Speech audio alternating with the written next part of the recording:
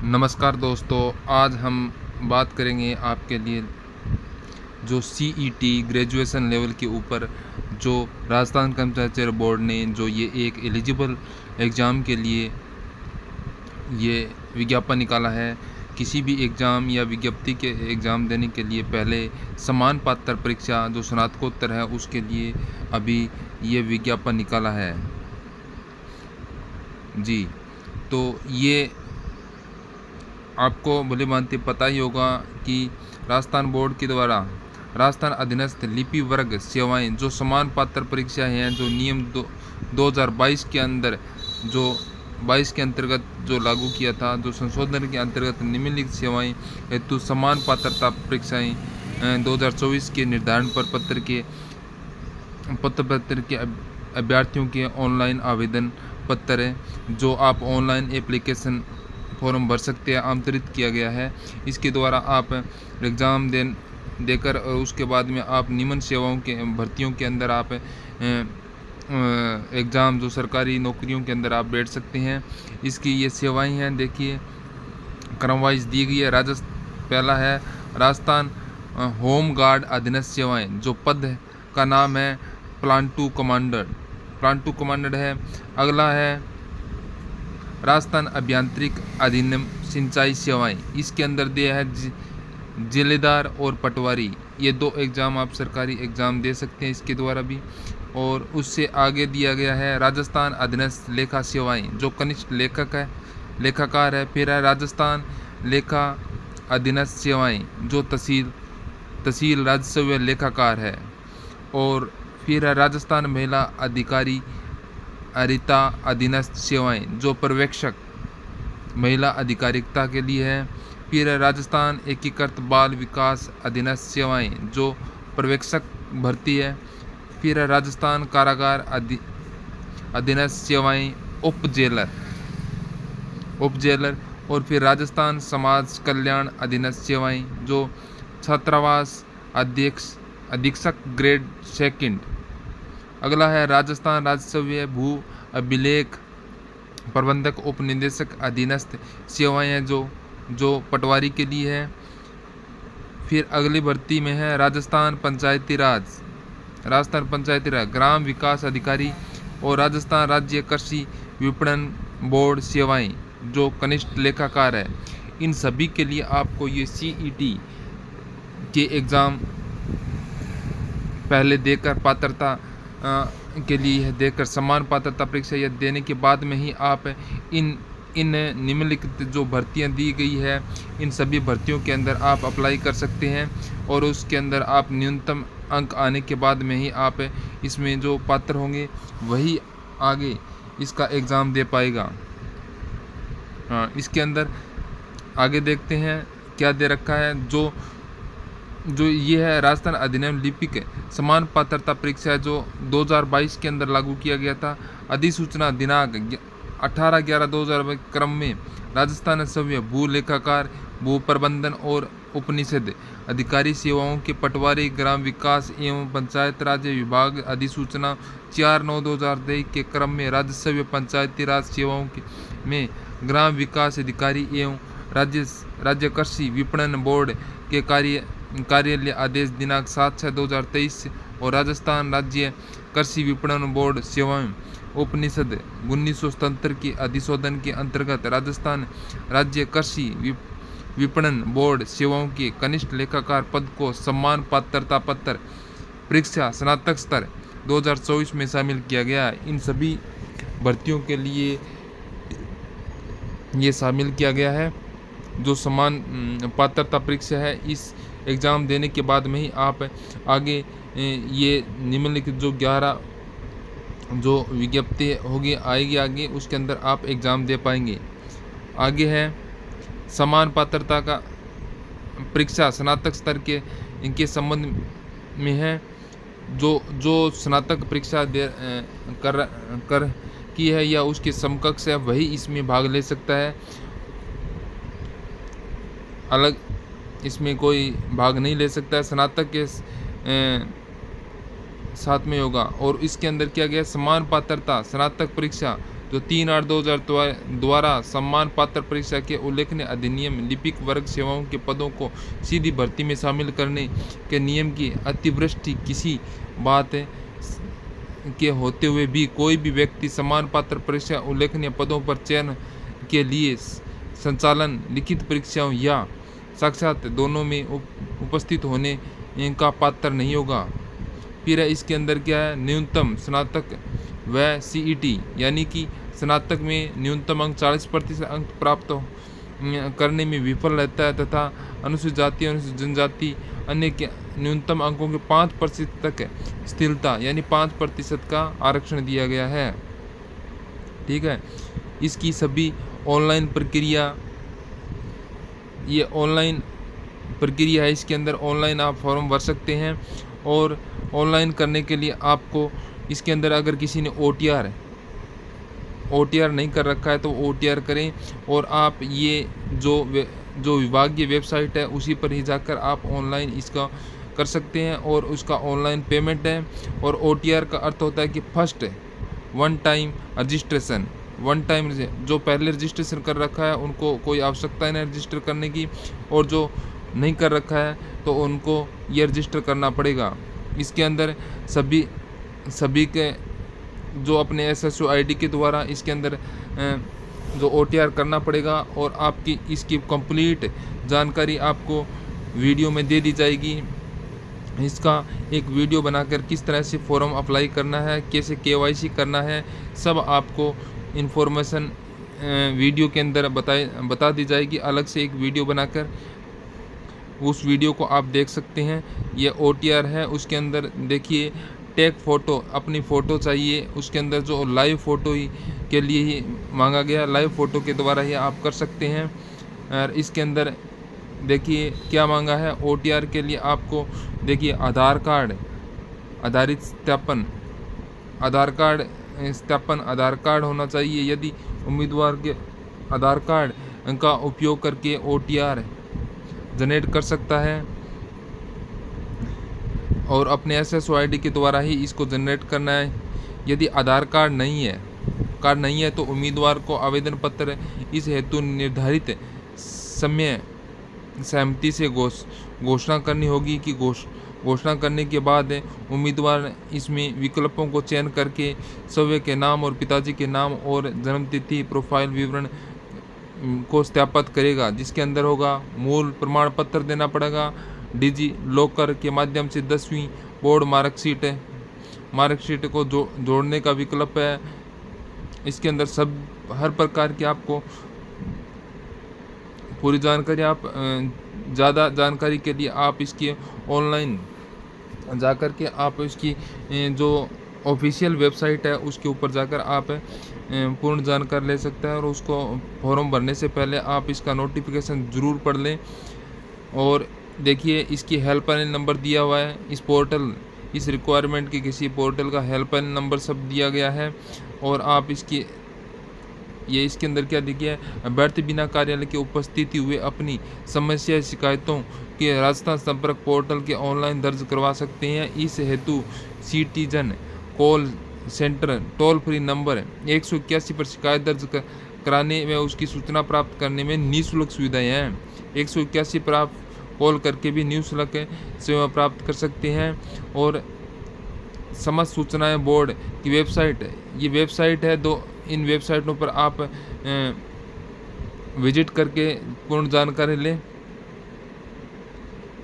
फिर इसके अंदर है एक बार ये पंजीकरण, जो ओटीआर है जो एसएसओ के द्वारा हम कर रहे हैं उसका जो कितनी फीस लगनी है, शुल्क क्या है पंजीकरण का।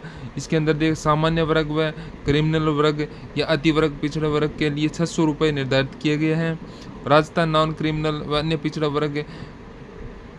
पिछड़े वर्ग व आर्थिक रूप से कमजोर व अनुसूचित जाति अनुसूचित जनजाति के लिए 400 रुपये और समस्त दिव्यांगजन आवेदक के लिए 400 रुपये निर्धारित किए गए हैं। ये एक बार ही हमें रजिस्टर करना पड़ता है। जो विभाग थे उनके विभाग के बारे में आपको पूर्ण बता चुके हैं। ये पूर्ण विभाग है जो इससे संबंधित है, जो समान पात्र परीक्षा के लिए जो विभाग दिए गए ये हैं। और विशेष सूचना इसके अंदर देखिए, कार्मिक विभाग की अधिसूचना 17/1/2013 के अनुसार किसी भी वर्ग विशेष में सीधी भर्ती के लिए राजस्थान के अनुसूचित जाति अनुसूचित जनजाति व दिनांक 28/7/2023 के अनुसार पिछड़ा वर्ग अभ्यर्थियों को विभिन्न अभ्यर्थी उपलब्ध नहीं होने की दशा में इस आरक्षण रिक्तियों पश्चात 3 भर्तियों वर्षों के अंतर्गत किया जा सकता है अगर खाली रह जाती है तो। और इसके अंदर हॉरिजेंटल कैटेगरी के द्वारा लिया जाएगा। महिला हेतु रिक्त उनका आरक्षण है क्षैतिज यानी हॉरिजेंटल प्रवेशानुसार कैटेगरी 20-30% होगा।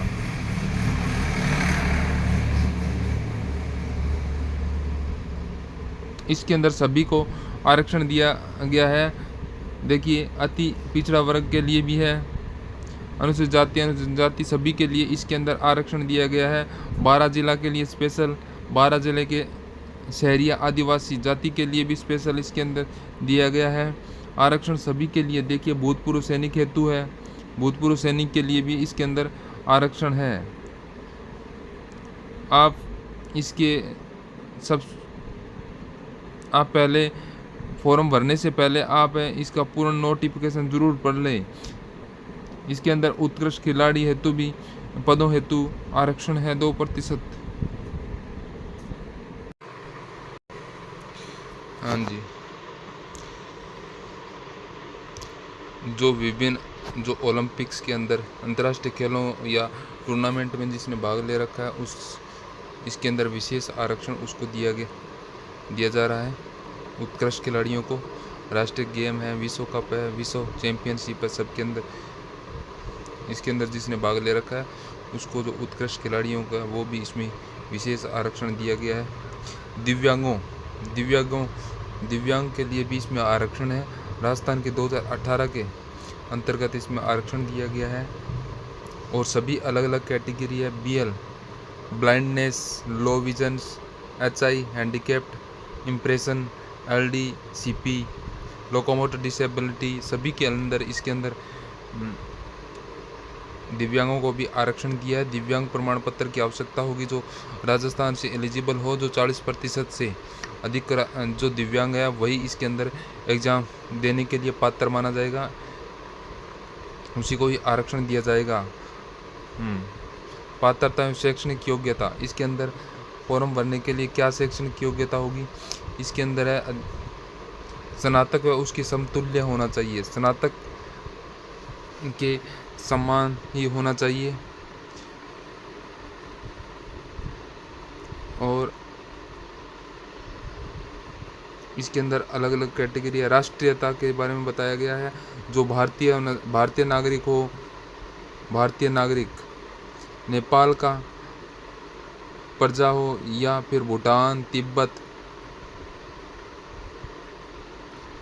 तिब्बत और मूल निवासी, भारतीय मूल निवासी होना चाहिए इसके अंदर।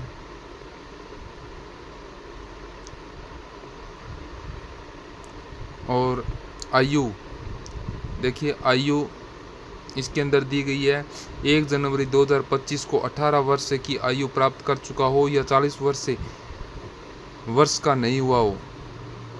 18 वर्ष की आयु या 40 वर्ष से नीचे होना चाहिए। जो इसकी तारीख निर्धारित की है 1 जनवरी 2025। और इसके अंदर आयु की विशेष छूट भी दी गई है सभी के। देखिए, सामान्य वर्ग के महिलाओं अभ्यर्थी के लिए 5 वर्ष की छूट है और अन्य कैटेगरी के लिए भी 5 वर्ष की छूट दी गई है। सभी के लिए 5-5 वर्ष की लगभग छूट दी गई है। आरक्षण के अनुसार इनमें छूटें दी गई है। भूतपूर्व सैनिकों के लिए भी इसमें आयु वर्ग में छूट दी गई है। जी है, पंजीकरण शुल्क जमा कराने में ऑनलाइन आवेदन पत्र भरने की अवधि। जी, यदि वन टाइम रजिस्टर का एक पंजीकरण शुल्क जमा नहीं किया गया है तो पंजीकरण शुल्क राज्य के निर्धारित ई मित्र कियोस्क या जन सुविधा centre CSC, net banking, ATM कम डेबिट कार्ड क्रेडिट कार्ड के माध्यम से 9/8/2024 से दिनांक 7/9/2024 तक रात्रि 23:59 बजे तक आप इसके ऑनलाइन फीस जमा करवा सकते हैं। ऑनलाइन आवेदन करने की तारीख इसमें दी गई है। करने की तारीख है 9/8 से 7/9/2024 को रात्रि के 12 बजे तक इसके ऑनलाइन एप्लीकेशन कर सकते हैं। ऑफलाइन किसी भी प्रकार का फॉर्म इसमें मान्य नहीं होगा। फिर है परीक्षा आयोजन। परीक्षा कब होगी? सामान्य पात्रता परीक्षा स्नातक स्तर की परीक्षा बोर्ड के दिनांक 25/9/2024 से 28/9/2024 तक इसकी एग्ज़ाम को परीक्षा स्थल को आवंटित करें एग्ज़ाम में करवा सकती है। और आवेदन पत्र है। आवेदन पत्र जो अपने OSSO ID से आप निर्धारित परीक्षा से पहले आप डाउनलोड करके रखें। आप ये कंप्लीट इसके अंदर जो नियुक्तियों की अयोग्यता है इसके बारे में आप नोटिफिकेशन में ध्यानपूर्वक पढ़ लें और उसके बाद में ही आप एप्लीकेशन ऑनलाइन करें। ठीक है। आवेदन करने किए जाने हेतु विशेष निर्देश क्या किया गया है कि आवेदन को हिदायत दी जाती है कि ऑनलाइन आवेदन पत्र भरने से पूर्व बोर्ड के विज्ञापन व ऑनलाइन आवेदन पत्र भरकर निर्देशों के साथ साथ संबंधित सेवाएं नियमों का अध्ययन कर लें। जो इसके अंदर नियम जो दिए गए हैं उसके बारे में कंप्लीट अध्ययन कर लें। उसके बारे में ही आप ऑनलाइन अप्लाई करें।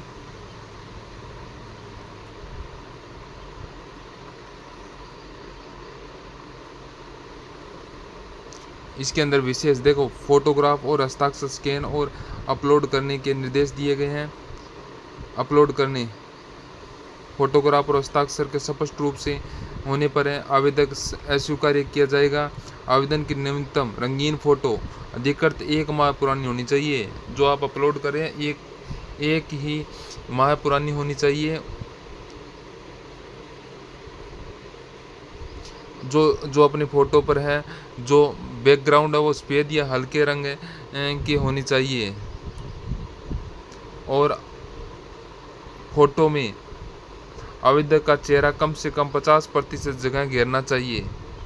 फोटो में आवेदक का चेहरा सिर किसी भी कपड़े छाया बालों आदि का ढका हुआ नहीं होना चाहिए, स्पष्ट दिखाई देना चाहिए।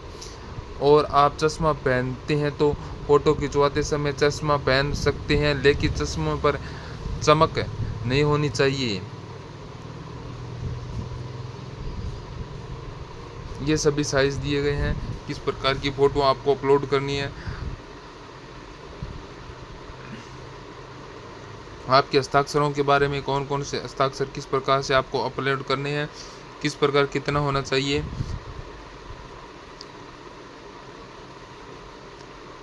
विशेष टिप्पणी है। परीक्षा के पश्चात संबंधित परीक्षार्थी का प्रश्न पत्र बोर्ड की वेबसाइट पर अपलोड किया जाएगा। प्रश्न पत्र की उत्तर कुंजी आंसर की बोर्ड की वेबसाइट पर अपलोड किए जाने आपत्तियां आमंत्रित की जाएगी, जिसमें कोई विद्यार्थी को निर्धारित तरीके से 100 रुपये जमा कराना अनिवार्य होगा। इसकी प्रतिक्रिया आपत्तियां आमंत्रित करने हेतु जारी की जाने वाली विज्ञप्ति में बताई जाएगी।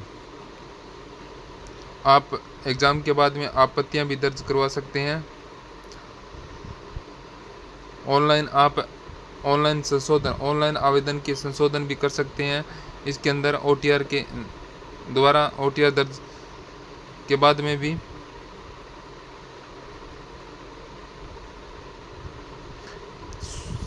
इसके अंदर जो हैंडीकैप्ड है उसके लिए श्रुति लेख की भी सुविधा दी गई है। जो ब्लाइंड है जिसको दिखाई नहीं दे रहा है उसके लिए श्रुति लेख का भी वहाँ पर विशेष से सुविधा होगी और वो पहले ही अप्लाई कर दें।